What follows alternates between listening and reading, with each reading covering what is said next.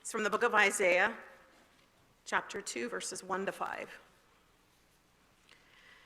The word that Isaiah, son of Amos, saw concerning Judah and Jerusalem.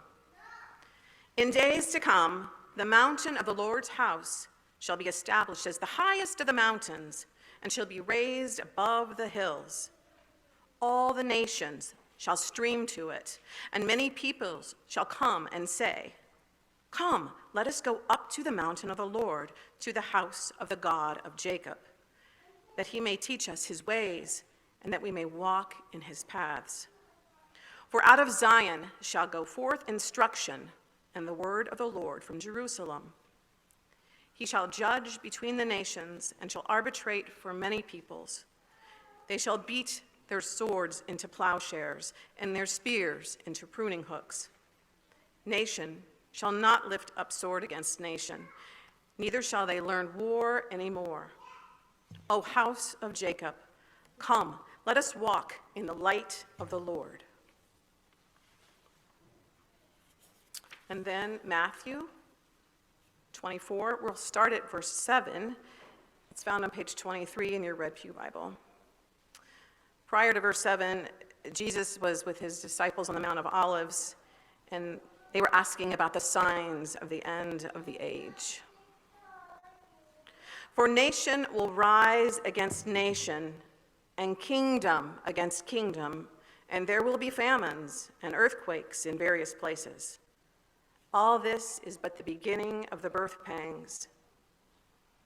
Then they will hand you over to be tortured and will put you to death, and you will be hated by all nations because of my name. Then many will fall away, and they will betray one another and hate one another. And many false prophets will arise, and many lead many astray."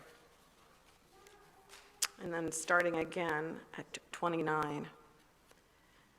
"Immediately after the suffering of those days, the sun will be darkened, and the moon will not give its light.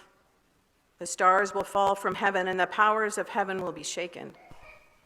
Then the sign of the Son of Man will appear in heaven, and then all the tribes of the earth will mourn, and they will see the Son of Man coming on the clouds of heaven with power and great glory. And he will send out his angels with a loud trumpet call, and they will gather his elect from the four winds, from one end of heaven to the other. From the fig tree learn its lesson. As soon as its branches become tender and puts forth its leaves, you know that summer is near. So also, when you see all these things, you know that he is near, at the very gates. Truly I tell you, this generation will not pass away until all these things have taken place. Heaven and earth will pass away, but my words will not pass away. But about that day and hour no one knows, neither the angels of heaven nor the Son, but only the Father. For as the days of Noah were, so will be the coming of the Son of Man. For as in the days before the flood they were eating and drinking and marrying and giving in marriage until the day that Noah entered the ark, and they knew nothing until the flood came and swept them all away. So too will be the coming of the Son of Man. Then two will be in the field, and one will be taken, and one will be left. Two women will be grinding meal together. One will be taken, and one will be left.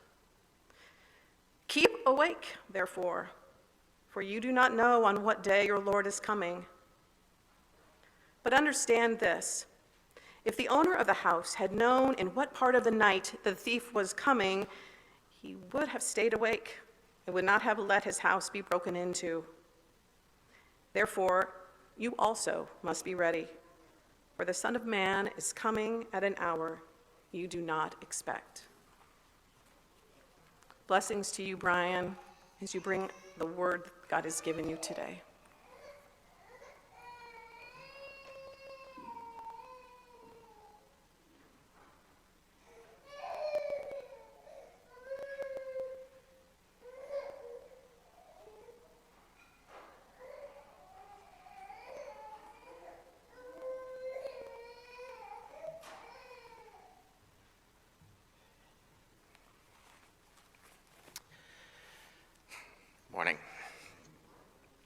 as Grace mentioned, today is the first Sunday of Advent, which is that time of year when we look forward to the coming of Christ. And as we'll find out as the season develops, this concept of Christ's coming is one that has multiple layers of meaning. There's a type of meaning in the past. We look forward to the historical coming of Christ, the coming of Jesus of Nazareth that we celebrate on Christmas. There's kind of a present dimension to it where we look forward to the coming of Christ in our lives, which is possible for any of us who pray and invite God in. And there's a future element where we look forward to the coming of Christ at the end of history, when everything that we know will change. And those Christian leaders who formed kind of the liturgical tradition that set the Christian calendar decided that today it would be appropriate to begin the season by thinking about that future coming of Christ specifically. But what I find really fascinating is that they picked two extremely different passages to describe this. Did you notice that? I mean, they almost couldn't be more opposed to one another. They're like night and day. Here we have this passage from Isaiah chapter 2, which is just beautiful. It is a beautiful image of peace. And in this passage, you have people from all around the world who are turning their weapons into garden tools.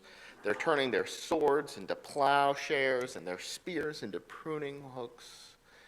And they gather around the house of Yahweh and come together to learn God's ways as one united world. It's beautiful. It is a beautiful image.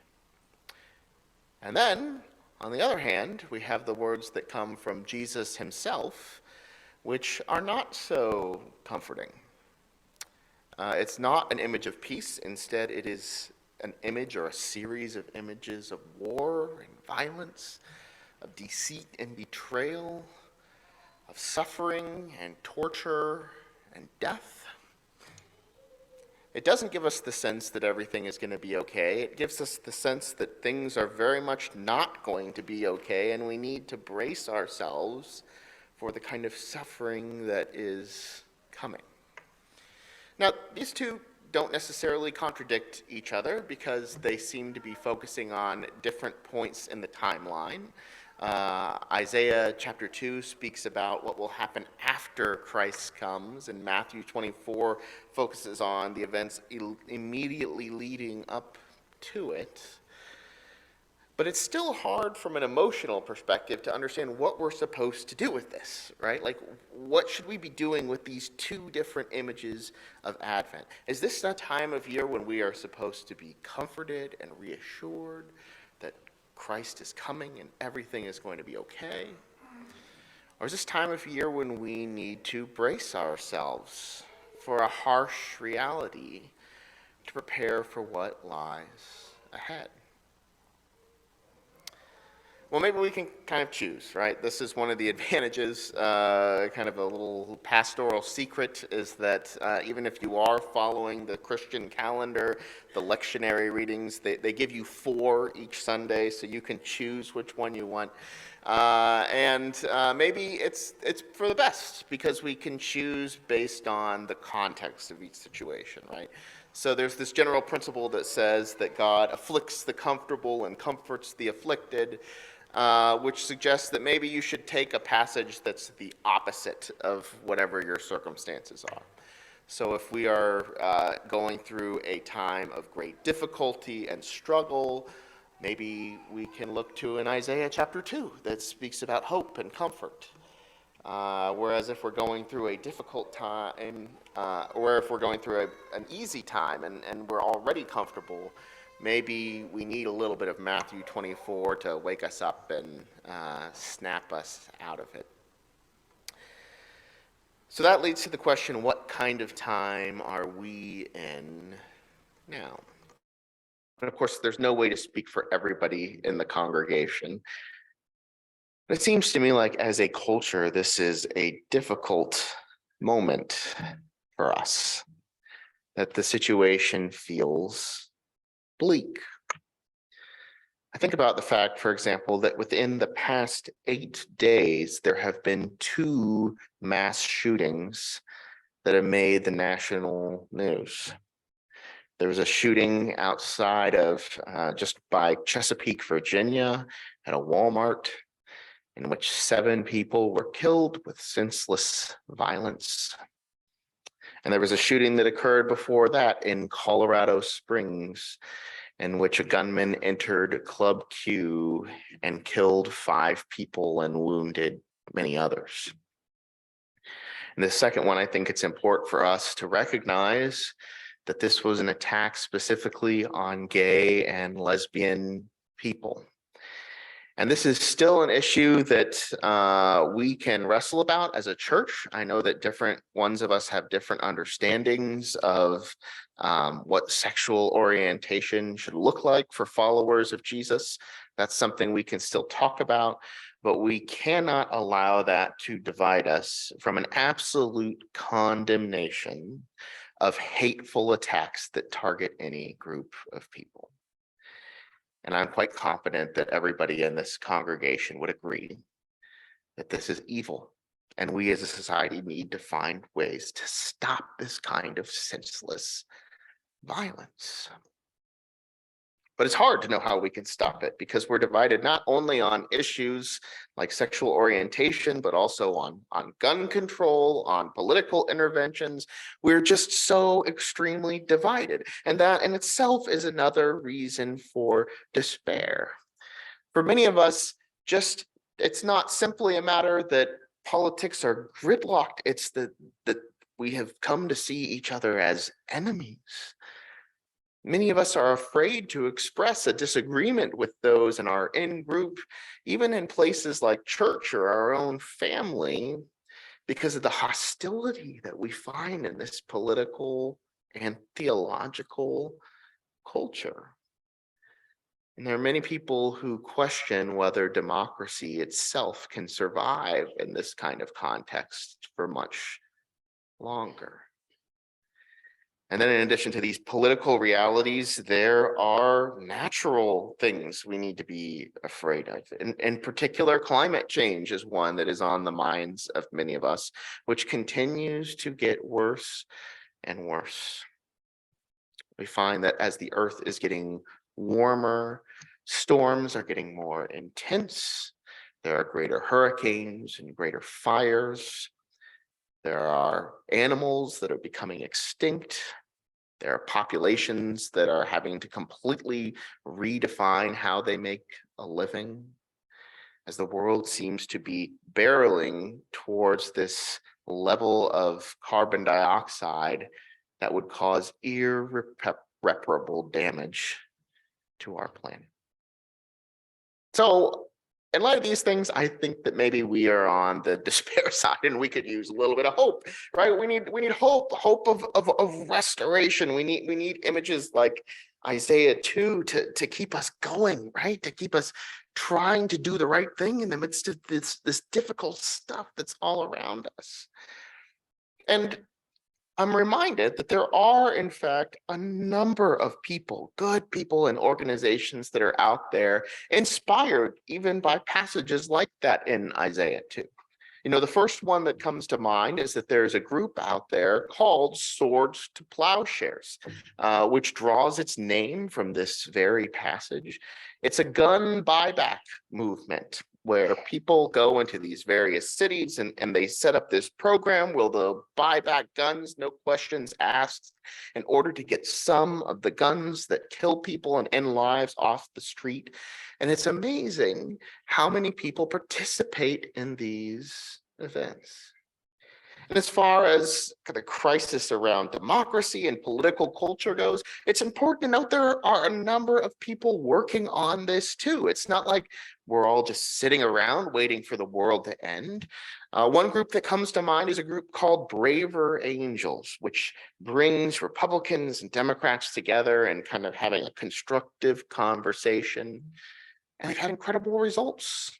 said that 80% of people who go through that program report that they see the other side better and feel themselves checking their own biases and assumptions, even when they're listening to the news or talking with others. And there are so many people who are just investing time and energy on working on climate change. There are those who are doing it from a political perspective, from a cultural perspective, from a scientific perspective. There's some really exciting technologies that are coming out there that, for example, try to capture CO2 and convert it into fuel or something that can be a renewable or useful resource, taking some of that poisonous gas out of our skies and making it so that we can survive in a healthier environment. There are lots of reasons to be optimistic. And so I think about these things and think, okay, is this what we need? Is this what we are looking forward to and investing in for restoration? But I can't help it. That even as I list these things, the inner cynic is in the back of my mind saying, but it's not enough. It's not enough. And there's something to be said about that, right? There are not enough people who are having conversations with Republicans and Democrats that can overcome the speed of social media and polarized news outlets, making people more and more divided by the minute. There are not enough solutions out there. The technology that maybe captures a bit of CO2 or improves us here or there can't come anywhere near the pace of climate change that we seem to be barreling towards at 100 miles an hour. The gun buyback programs, even though they might get some people to turn in their guns, don't really make a dent in removing the weapons of war off the street, which people can even manufacture in their own homes now. It doesn't seem to me like these are very realistic kinds of hopes.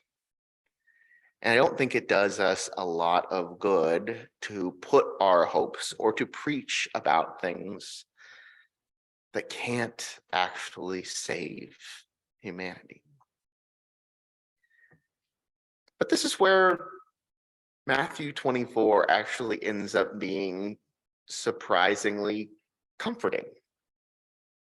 Because as Jesus was talking about the end, Jesus did not anticipate that things were going to slowly but surely get better.